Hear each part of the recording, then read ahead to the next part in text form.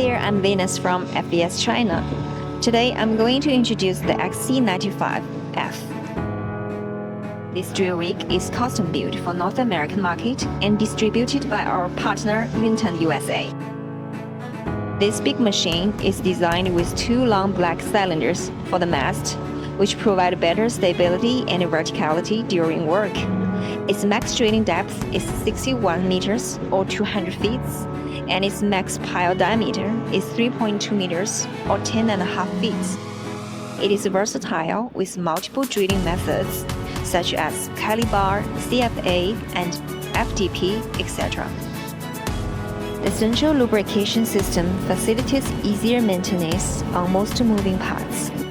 Cabin is set up with computer systems to monitor multiple applications. The Cummins engine applied here meets Tier 4 final emission standards and generates 321 kilowatts or 430 horsepower. The rotary head consists of 3 sets of motors and gearboxes that produce max torque of 320 kN or 236,000 feet-pounds.